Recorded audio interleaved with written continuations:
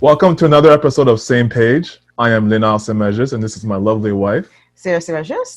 And today we have two special guests with us. We have Klein Gauthier and Theresa Gauthier. Before we get started, before we ask you guys to introduce yourselves and talk more about yourselves, we have this little feature that we do just to kind of break the ice. It's called This or That. So this is our question to you guys. So for a partner, would you rather have someone that does all the cooking or someone that does all the cleaning? Ooh. Cooking, 100%. Probably all the cleaning. That would be really great if someone did all of the cleaning. Okay. So for you, Theresa, all the cleaning and nothing else, no cooking. And then for you, Klein, all the cooking, but you would do the cleaning, I guess. Yeah. Yeah. That Okay. would work out.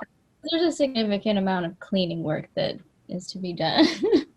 Okay. Well, I would argue that there's maybe more cooking involved, like especially if you do the typical 3 square meals a day. That's a lot of Yeah, it's a lot of time, but I get a lot of joy from the food that I eat, and so I'm a little bit more particular about what I'm eating. That's true. And so that's why I'm the one who's like got the most opinions about what is being cooked. That's true. Okay. Okay. What about you? And it's to the benefit of everyone else, honestly. Right. Also- Okay. I It see. is. Yeah. I'm not sure if Also, grocery shopping and planning to cook is no fun. Yeah, I agree. Yeah. Especially the grocery shopping. But nowadays, it's only a click away. Yeah. Yeah, we've never Or a done few that. clicks Well, away. never done that. No. Not yet. Be interesting to try. We're just unfamiliar with new things. Oh. We're a little bit old-fashioned without intentionally being so. I don't think we get it up here though, too. I don't think Oh yeah, we're we also deliver pretty in the isolated. bush. We Yeah, I live don't think Oh, they'll far deliver. away. Yeah. Yeah. Awesome. So now I'm just gonna ask. Now that we know, who cooks and who cleans in the house, how about you guys introduce yourselves to viewers? Just tell us a little bit about yourselves. You go first. Okay. Well, yeah, I'm Klein Gauthier. I am a creative guy. I'm a creator. So I like to build things, to create things with my hands, if it's furniture or even if it's like, I just did a stupid little pottery sculpture of a happy clam. And I like to create opportunities and different things like that. So I'm a plumber, and I became a plumber so that I can help the world water crisis and create opportunities for people in that way to have access to clean water and proper sanitation. It is a big goal. It is a big dream. Also, living in Canada where we have so much fresh water, it's kind of hard to it be in my present mind a lot and find how I can help on an everyday.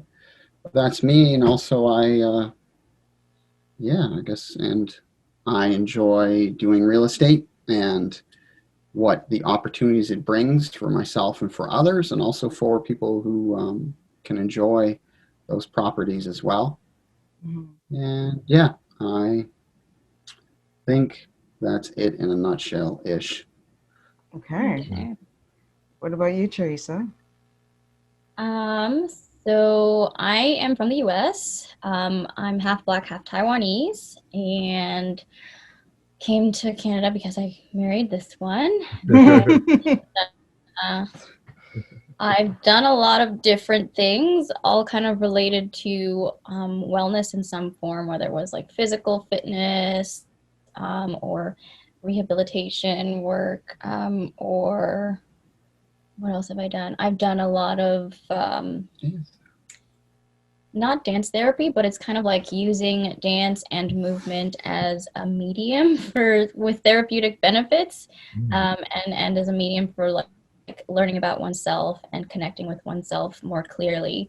Currently, I'm doing work as a life coach, a wellness coach, and I'm specifically, I think, wanting to work with populations that are highly sensitive, because I'm a highly sensitive person, and I personally haven't found a whole lot of programs specifically tailored for highly sensitive people. So that's kind of in my creative space right now, trying to help people to cultivate an internally sourced safe space for them to process their emotions, to do self-healing, and to find more sustainable inner peace and happiness in life.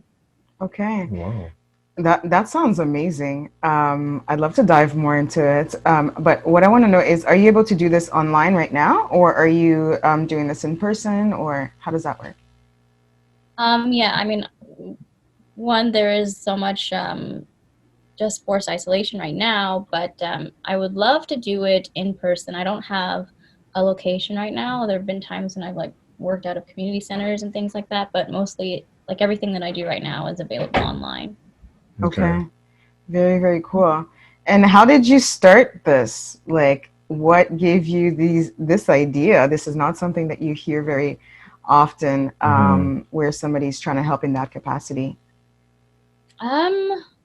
Everything was really organic. I honestly had zero plans to do any of this. I think it was all just the next piece of inspiration that would come to me along my own process of healing and growth. Just felt like the right time. I don't know, the right time for me to do this thing or to do something new. But I would say the biggest push for me to get into this kind of work has been really experiencing a deep and full life sort of internal transformation about two-ish years ago. And so that was really the turning point, I think, from, there's like my life before that and then my life after that. Mm-hmm. That's pretty crazy. You know what? I find it interesting how sometimes what we end up doing in life has nothing to do with what we thought we would do initially. You know, we all have this idea of what we want to become or to do. And as time progresses and as we experience different things in life, it like our purpose kind of becomes a little bit clearer, which sounds like what has happened to you within the last like couple of years. This is super awesome. Yeah, that's really cool. So the first time, I'm just gonna speak a little bit about like how I had met Klein to, I think, through a investing group, right? A while back, and you came over during this investor group, and we got chatting a little bit about traveling. And I think besides the real estate part, which we'll get to in a second, there's a lot of things that you had said that sort of caught our attention. Yeah. Because we do love traveling as well. Obviously, with COVID, we haven't been able to do that. So one thing that you had mentioned, and maybe you can clarify, you both can clarify. In the past, you've traveled quite a bit. Is that correct? Yep. I don't know if it's like much, maybe relatively. You've traveled more than me, so. We travel quite a bit, I say, on average, I would say. We're above average. Okay. Fair enough. So where have you traveled? And I think you mentioned something that you were able to travel. I'm not sure if it was for free or if you were able to live abroad and how that worked. So if you could just like expand on that, please. Where we traveled, where we traveled together was Peru, Mexico, South Korea, Nepal, Germany. well, Europe. Yeah, a few places in Europe. And then Oman, whatever.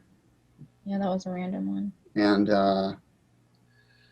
the States, Canada. Yeah, the U.S. And I think that's it together. Yeah, and I've been to other places too. Yeah, you did a lot of traveling in the U.S. Yeah. Places that I haven't been to, even though I'm the American. So we've been all those places. And how did we do it? What? Yeah, you had mentioned that you lived in Nepal at one point, or lived for free, or something like that.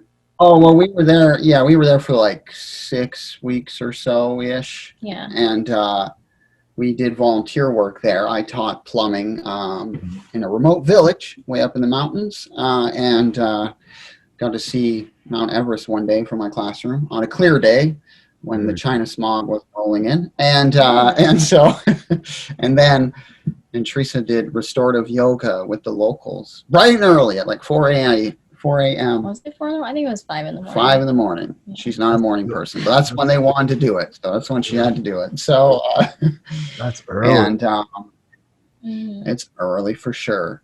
We went there, and what happened is we Airbnb'd our place while we were gone. We had other Airbnbs as well, but we Airbnb'd our place, and there was like a tipping point of I think the cost for our cost of living there, because Nepal is so cheap, you can survive like $10 a day, you know what I mean? And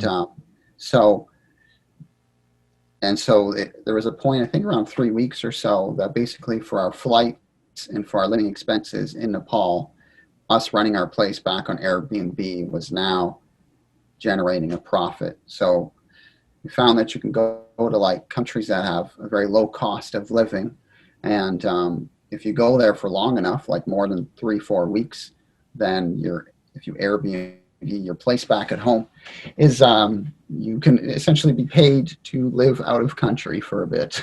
Especially now with everything being remote work, it's a great thing to do. So, and we had our Airbnb system set up pretty good, so that like at one point, like we had a guest who had trouble checking in, so we were able to like unlock the doors from our little town with Wi-Fi in and out to let the person in. You know what I mean? So from our app on our phone. Yeah. So it's pretty cool in that way. So that was one way we did it. But we also paid to volunteer, so that was a whole nother thing. And so to help fund the project, what we were doing. So that's separate from the whole Airbnb like calculating, because not everyone's going to do that. Yeah, because you paid for all of the plumbing materials. Like that was basically like an additional donation for the entire class of people. So and also like all the piping and stuff, and tools and stuff. And also we paid for us to volunteer each day too. We paid a volunteer fee. Yeah. So we paid to work for free. That's very interesting.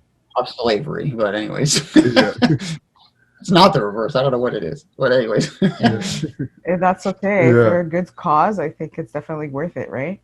Oh yeah, exactly. Yeah, it was worth it. It's a small grassroots local charity, so we were happy to do it. Very cool. So how did your let's kind of segue into like, how did your real estate journey begin? Okay. It started. It was before you met me. Before I met Theresa. It was when I was after high school. I volunteered and traveled for 4 years, and I went across like the States and like some South American countries and the Caribbean and Mexico and stuff like that. And so when I came back, I knew I wanted to be a plumber. And when I came back, I knew I wanted to do real estate too, because my dad was really into real estate when he was younger. And so I bought my first duplex, and I used other people's money. I had the money to do it. It was super cheap. True. This is back in Sudbury. And so I bought it. And what I did is I borrowed money from a friend and was paying interest. And then I turned around and put it on a line of credit because the interest was cheaper. And I turned around and put it on a credit card, interest free for 12 months, and did that again. And I just had the tenants pay for everything. Like I actually spent $0 on my own money of this property. And very smart. And everything went wrong with this property. It was fine for a few years. It was like very few problems. The first like 2 or 3 were fine. And then I had problem tenants. Well, I bought the property initially because it needed a little bit of work, and I was okay with that because I bought it and I lived in not far away, and I was going to fix it up and be a good first time. I actually had the place rented before I even closed on the property. I found out the code. I don't know if I should say this. Anyways, I found out the code to realtor lockbox. So I went back to the place and I would show the place before I even closed on it. So the day That's after, hilarious. so the day after closing, I had 2 leases signed already for the place, Wow. and I basically got my down payment back. So, There you go. and Very cool. yeah, but so we rented out. But yeah, the first couple of years were fine. Bought it with the intention to fix it up and make it better, improve it. And then when I got married to this Okay. wonderful woman and moved to Sudbury, and her being, Well, I moved to Sudbury. yeah, she moved to Sudbury from the States. We had to go through the whole permanent resident thing, and so Yeah. there was a little bit of challenges with that in the sense that like she, I guess, had no support structure or no one else and couldn't work really at first. So Yeah, we didn't do enough planning in terms of like how the immigration process worked and what it would be like once I got here. We just kind of like dove into it, and yeah, it probably wasn't the best way to go about it, but we're here now. yeah, Okay. Hey, it worked out, right? Yeah. Mhm. she so what happened was because as you Theresa explained, as you can tell by what she says, is she's a very cultured and a very how do you say, I've worn a lot of hats. more or less, but she's a very vibrant and unique person. Mm-hmm. So Sudbury didn't really fit that. I guess it was more of a blue collar town. It's growing now a lot, and it was more of a one horse town. So Yeah, I mean, Sudbury has a lot of things to offer, and I think that there's a lot of things that people don't know about that are available there. Yeah. But I wanted to, at the time, I wanted to get professional dance training and be able to work professionally in dance, and there wasn't necessarily opportunity for me to go further with that in Sudbury. So the closest place that was not Toronto was Ottawa, and I know that Klein didn't want to, or I knew that Klein didn't want to move to Toronto, so Yeah. Ottawa was like my option in Right. terms of doing my goals. Yeah. So yeah, there's a happy medium. yeah. Yeah. So then taking care of the duplex from Ottawa, it was a little bit more challenging Right. Mhm. with some of the repairs. And then we had a couple problem tenants, and then we had had rented it to family too, and they were bad. They were some of the worst tenants. And then Sorry to and hear then that. and then had problem tenants after that, and then had a how do you say, like the basement flooded, and it was from like groundwater coming in, so it seemed like there was a crack in the foundation or something like that, and water was coming in. It was this whole thing, and so did some how do you say, foundation water repairs to fix it, and then renovated it, and it was all done. I had like one more baseboard to put on, and it was wham bam, thank you. And I was upstairs because I finally kicked out a unit the tenant who wasn't paying upstairs. So one unit was vacant, the other one had a drug addicted loser, and so he wasn't paying. So it was vacant, and it was costing me a bunch of money. So I got him out, and I was painting upstairs to show it, to rent it, and showing the downstairs one. And I had someone to move in soon for the downstairs one. And when I was upstairs, a pipe burst in the basement and flooded the whole place. So the insurance came along, and they told us what it would cost to repair it. And I was like, well, I just did the work, so I know how much it's going to cost me. So I'll take the payout. Thank you very much. And I'll do it again. And so did it again and got a new tenant in. And then got new tenants upstairs too.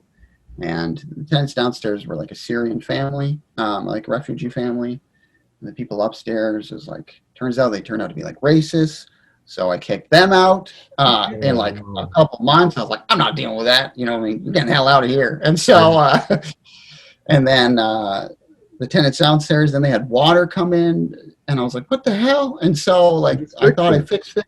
Yeah. And so I didn't fix it. What it was all along was is a basement apartment, and the window around the window, it wasn't like parged and sealed correctly, and it was all like clay. It wasn't proper like sand and drainage underneath by the window. And so what happened before, water was coming in, and it was coming behind the wall and coming out underneath the floor.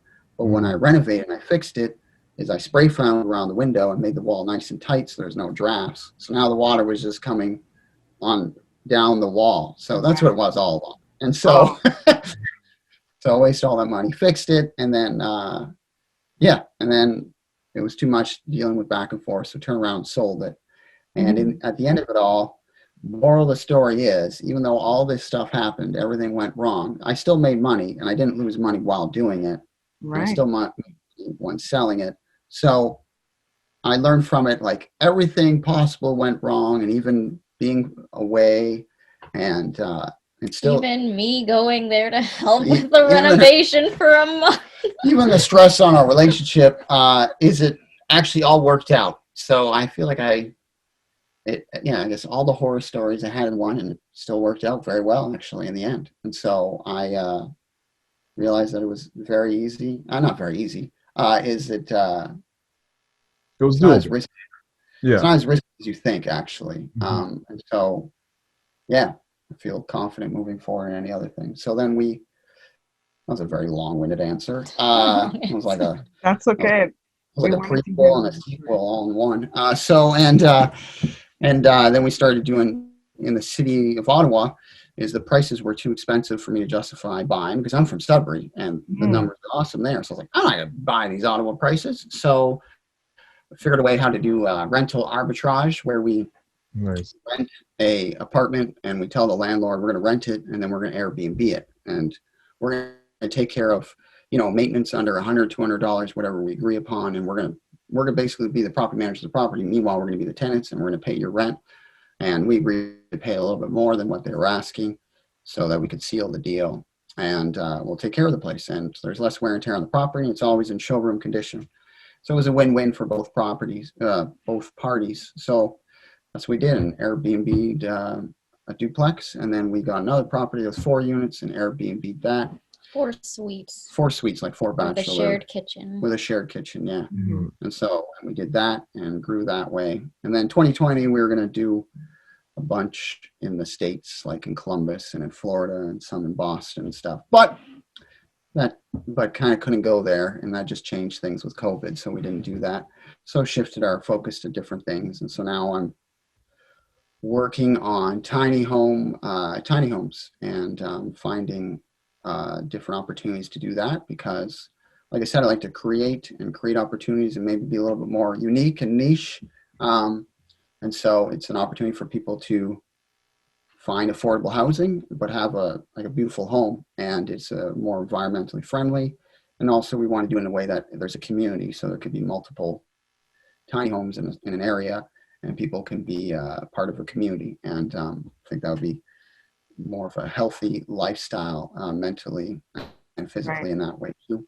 And so people could be more connected in that way, and it'd be affordable, and it's a win-win for everybody. So I'm working on it. It's a little bit more different, so it requires a little bit more, how do you say? Initial Work. work. Yes. Yeah. And are you planning on doing this in the Ottawa region? Yes. I'm currently looking up in like the just north of Ottawa, within an hour of Ottawa area on the Quebec side. The reason why is because it's really beautiful over here. So I have thought about Ontario or Quebec. What would be better? What would people prefer? I don't know, but I think Quebec is quite beautiful with the hills and all the lakes, and it reminds me of Sudbury in my hometown, which I always miss it. So, so we're going to do it up here. Okay. So we've got a few little things going on right now. Okay. There's a couple of things that I wanted to say. So you mentioned how when you were fixing the duplex, there was a lot of stress on your relationship because Theresa as well, you had to go and help and things like that. And I think I don't think a lot of people realize that sometimes even if things are going well with real estate or not so well, where both have to work in the business, there are some clashes, and we definitely have experienced that in our early real estate days, you could say, when we were running our own Airbnb in Ottawa. And we actually had to eventually give it up because I feel like we had some work to do on our relationship. I didn't feel like the Airbnb could be our priority at that time. And mainly also for just to add on is that Sarah was very invested in it and I wasn't. So I think when it comes to real estate, especially with a couple, it's always better when both parties are invested, and are on the same page, because like I believe they definitely, then there's less resentment when it comes to having to do these repairs and these things that, for the most part, that either of us don't want to do, right? So Um, For sure. and I know, just to add to what you're saying, you said that both parties need to be invested. I don't think that's entirely true. I think sometimes one person can do a certain part where it's more the real estate side, where the other person, I don't know, maybe does some kind of more admin, maybe. admin, or just it depends on your strength, and it depends on what your passion is. Mm-hmm. And I'm just gonna jump into the Airbnb, and I think at one point, Klein, you had mentioned that you were interested in renting like bigger venues and renting them out for, or buying bigger venues and renting them out for weddings. Is that correct? Yep. Yeah. And he had mentioned that, Theresa, you maybe that was somewhere that you could come in terms of, I'm not sure if it was like the planning and things like that. Is that something that you guys were working on, so that maybe in terms of real estate you guys can combine forces? I think that idea came because of the place where we had our wedding, and we found it on Airbnb, and it was basically this really large cottage with beautiful garden. And so I was like, we could we could make a beautiful garden in a charming cottage and host it for weddings and things like that, kind of like what we did. And the owner, they didn't participate in the wedding in any way. So she didn't have to do very much to make that happen. It was just like, this place is beautiful, you can rent it from me. And I was like, we could do that. Mm-hmm. So that was kind of where that idea came from. And I'm curious. So, like, is your question more of what does my contribution look like? How do I show up in the real estate aspect of our lives? Well, I just wanted to know if that's something that you guys had planned to do together, so that real estate could be um, more of a couple kind of project. It's always changing in our relationship. Yeah. I would say that possibility. I mean, there are many different possibilities, even though that idea didn't manifest at that time. It's not like we may not. Yeah, it's still possible. Just waiting for COVID to Yeah. fade out. Yeah. And I would say, like, in terms of growing a real estate business, that's definitely driven by Klein, and I'm more like tagging along for the ride. And yeah, I mean, I would say that the focus and the interest more is driven by him, and I'm kind of like, as his wife, trying to make sure that our relationship still works, our life still works, that I'm still able to do things that I don't know, do things that are more in my realm of business, if that makes sense. Yeah. And sometimes you do need that. Like, if one person is super focused on one project, then who's holding down the household, right? So the partnership doesn't necessarily always have to be like real estate focused.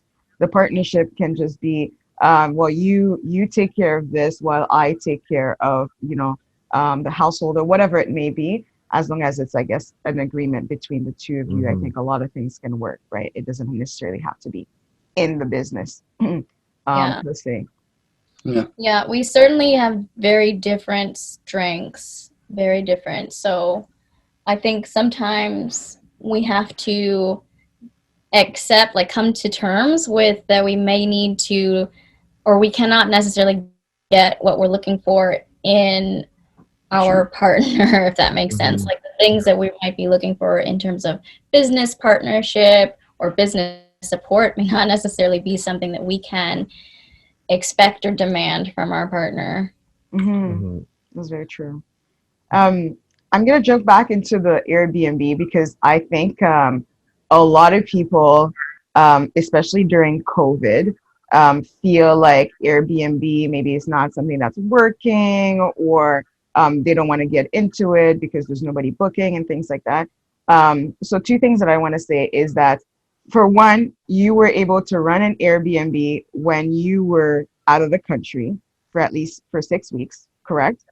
Well, then we went to Europe afterwards. So it Okay. was like 2 months. only 2 months, for and then for 2 months. So not being present, which means that you had to have a system that's in place.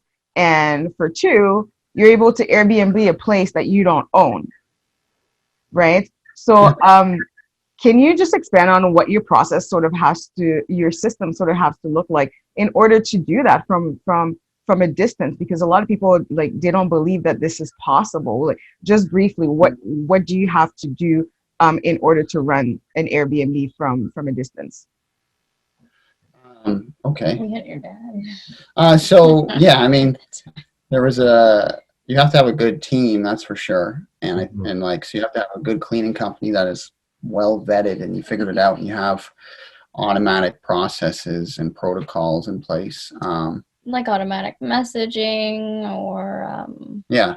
So we also had used a platform that they message the guests, and they we didn't have that at the time. no, we did. No, we didn't. We did have it. Guess you know we didn't. No. We left without that. Your dad did that. No, we didn't. We Do you did. guys use that platform right now? We do. I set it up after we got back. Oh, okay. What Well, is then it we called? used it other times. Guesty. Guesty, yeah. So, anyways, I don't know. I think. No, we definitely did. All right, sure. And so, Love it. you know, and then, but we did use it when we traveled to other places. We did other things. But anyways, Yeah, later. so that's one thing. But yeah, it does automatically answers messages and stuff like that. And the cleaning company, they get the cleaning messages as well. And then we had a point person on the ground. So we had my dad. You can also get someone on like a handyman, or you can even get like a property manager that they do a la carte things. You know what I mean? Like they do, like, they come to your property and they charge you per time they do that. They do that with like traditional tenants, but they can do it also in that sense too. And like, cause like we had a washer breakdown when we were gone. So it was just like, my dad went there, checked out, and then called an appliance repair person, fixed it. Oh, that was when we were out in BC. That's what it was. That's when that happened. So yeah, that was also when we still had the Airbnb. yeah. So, but yeah. And then I think having people that you can trust. it's just a team that you trust. Yeah. And then there are going to be hiccups along the way. And honestly, at the end of the day, is just throwing money at the situation helps. So, and if it's like throwing money at the guests because they're upset and giving them a partial refund or something like that, or if it's, offering to pay more to the cleaner or someone to do it, in the long run, it's worth it for your time and for your reviews and everything else. But I would say, yeah, the big thing is just having a team and having automatic things in place. And the biggest thing is your cleaners to go in and they know what to look out for and to notify if there's anything wrong or anything else. Yeah.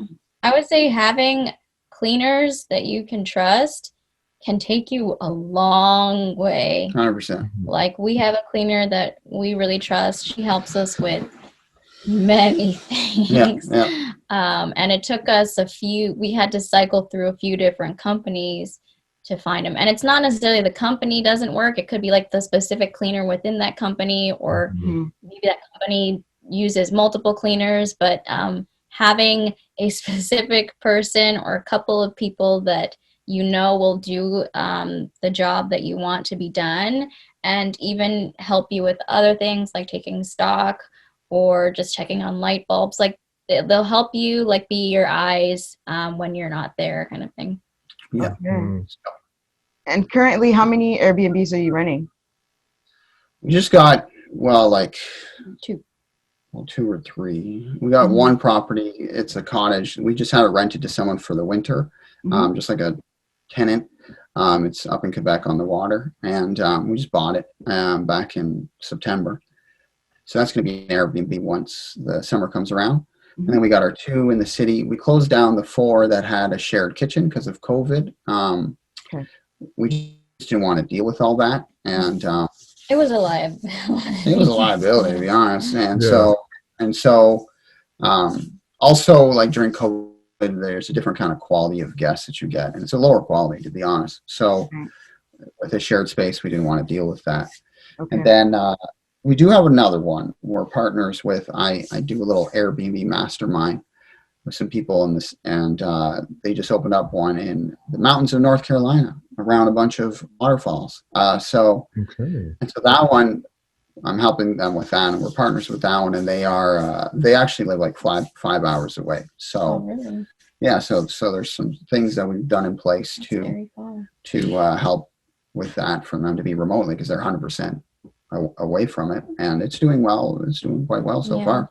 Their first booking, they had a problem because they have a sauna, and the power went out and the sauna didn't work, and so, but that happened to us. Our first booking, there was the bathtub on the upstairs unit friggin' rained in the downstairs unit and like ruined the whole ceiling. You know what I mean? Goodness. Oh, wow. So I told them, I was like, when it happened, I was like, it's not a big deal. This happens. So at the beginning, expect some hiccups. Yeah.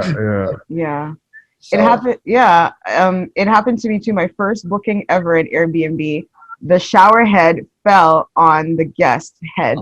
oh my God. Man. Yeah, And I mean, how would I have known? I checked the shower, it worked, I turned it off. And he messaged me privately and told me, the shower head fell on my head. I'm still going to give you a good review, but I don't want the next guest to have the same problem. And I was so grateful. He was amazing. Gave me a wicked review. And but that's how you learn, right? Things are going to go wrong. One thing that, like, an idea that I have is that before you actually do an Airbnb or rent it, is, if it's possible, if it's not, too far away, is to actually spend a couple of nights there. I think you'll realize a lot of things that need to be done, as opposed to just kind of looking around, turning on the tap and the stove and things like that. You'll really get a feel, like, is it too cold at night? Is it too hot? And what do I need to do? Is it noisy? That's actually something that, moving forward with our next Airbnb, that we'll probably end up doing. Yeah. True. You're coming with me. Vacation. And one thing to add to all that, I guess one thing too, is when we were looking for Airbnbs and making it automated, is from the get-go, how can things be as easy as possible, so that you can automate it? It's not like a thing. So for example, we only look for places that have direct access to outside, so someone doesn't need a key or a fob to get inside the building and then go up the stairs, take the elevator, and then they go this way and open up the door. So we use direct from outside, and then there's an automatic smart lock that sends people codes automatically. And it goes on at their check-in time, and it deactivates at their checkout time. And it's automatically done. We don't make those codes. And it just makes it easier. And then also we look for things like if it's going to be at a place, like, is parking going to be complicated? Is the laundry facilities, is it shared with other people and it's coin laundry? Are the cleaners going to go there and then there's going to be someone doing a load and they can't do the wash? So we look at every little thing before we would even get the Airbnb to think of what are the headaches going to be, and it's not worth it, because then it makes it less automated and requires more time. So I would say that's a big thing when looking at it, is or even if you're going to buy a property too, is how to make it as easy as possible. That's why we decided to rent the cottage out for the winter time, because we realized snow removal was going to be, and where it is, it's going to be a complicated thing. It's always going to be an issue. It's gonna be a pain, and then also just like making sure that the power is always on, the heat's always on, so pipes don't freeze. So we thought, we don't have those headaches right now. We could probably figure out those things, but otherwise we could rent it out to a traditional tenant and still make some money. So Or longer. a longer term, yeah. So that's what we did. And so I think you just gotta think of those things too. And one big thing is sound transfer. Like, if you have a multi-unit, especially like an up and down duplex situation, making sure that there's not there's some degree of sound insulation, because that's problematic. Like I know for other people that we know that also have a similar setup, that's been a big issue for them, and it has been a little bit with ours as well. Not as much as the people we know, but yeah, things like that to look out for as well. Yeah. Okay. So all that to say, there's a lot of factors to consider before jumping into Airbnb. Yeah, and even before getting one, that's the Mhm. biggest thing I would say. Because think in the long run, maybe you'll be doing the work now, but Yeah. you don't want to be doing the work. If you want to grow, and if you also want to be successful, is you're not doing anything. Like we got to a point where we're doing like 20 minutes or like 20 minutes to an hour a week on it. You know what I mean? When we were at our good prime there, when Guesty was doing everything. That's Mhm. really So- good. So maybe an hour, maybe 20 minutes is a little exaggerated. Maybe an hour a week on it. And so, because everyone else was doing their job, everyone was doing their job. So, yeah, just thinking from the get go, Yeah. how can we? Yeah. It's But I- definitely. Go ahead. Oh, sorry. I was going to say, I think that nowadays, at least during COVID, like whenever COVID ends, there will be some degree of shift that we have to readjust to. But Yeah. at least during COVID, we've noticed a very strong shift towards more unique stays. Oh yeah, So in terms sure. of like people that are looking to travel into a city and stay at a convenient place in the city, has not been in anywhere near as much demand as just staying in a place that is unique or in a unique place. And I think that location nowadays is going to be a little bit more important as a factor in terms of what you look for. Mm-hmm. Trend. I think. All right, since we're going to talk about trends, then one thing to add to that though is I think before it was all about like being a central location downtown in a city or something like that. Exactly. And I've been saying it for a few years, is the future of Airbnb is like unique stays. And the reason being is because everyone is starting to Airbnb more and more and more. So you used to be the only Airbnb in your area, but now there's popped up and there's 20. So it's more supply and demand, right? So there's a lot more, competition. So that'll drive prices down and that'll drive your numbers to be less efficient. But if you have a unique stay, there's less competition and you can charge a lot more and do a lot less. So there is that. And Depends on the location. Depends on location. So that will always be there. Mhm. I do think I'm guessing though, after COVID, is it has, how do you say, like weeded a lot of people out, and it has closed down, not weeded, it sounds bad, but whatever. It closed down a lot of Airbnbs and people are less keen to do it. Some people are less keen to do it. So I think when it starts up again, people are going to want to travel, and people are going to want to travel like crazy. So I still think those central locations and stuff like that are going to do well again after COVID is done. And I think it'll go back to closer to when there was less Airbnbs, because now instead of you being the only one, there might be 5 instead of 20 in the same area you're at. And so it'll be good for a few years until everyone starts getting back on the Airbnb train again. Right. So, yeah. Okay.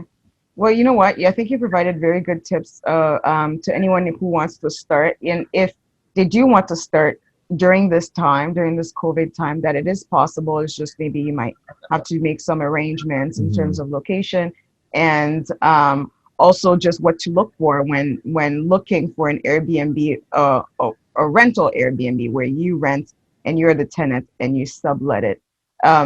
I think it is very important to be very open with the landlord. I think some people just rent it and then they put it in an Airbnb and hope the landlord never finds out.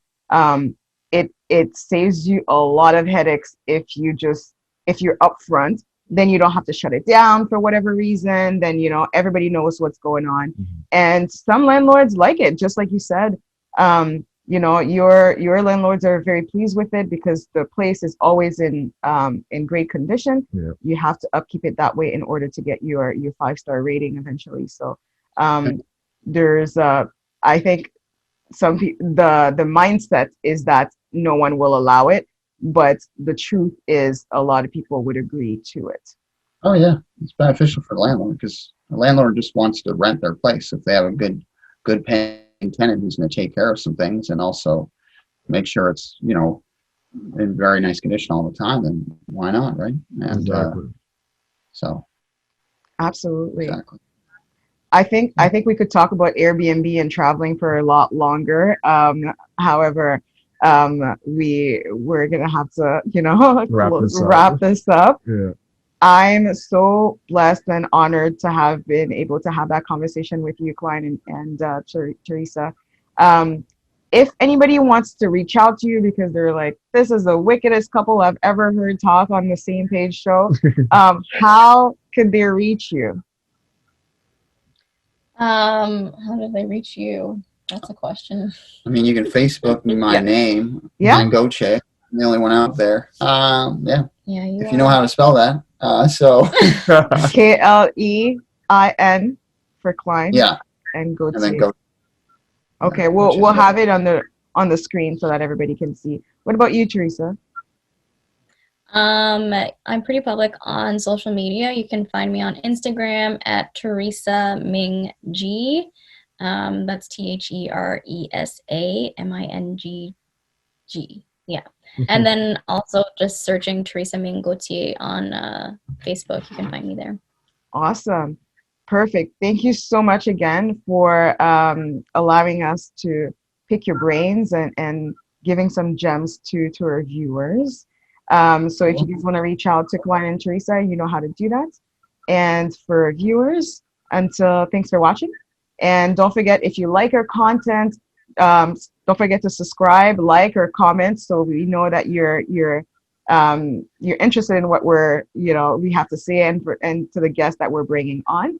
And until next time, don't forget to Live your truth.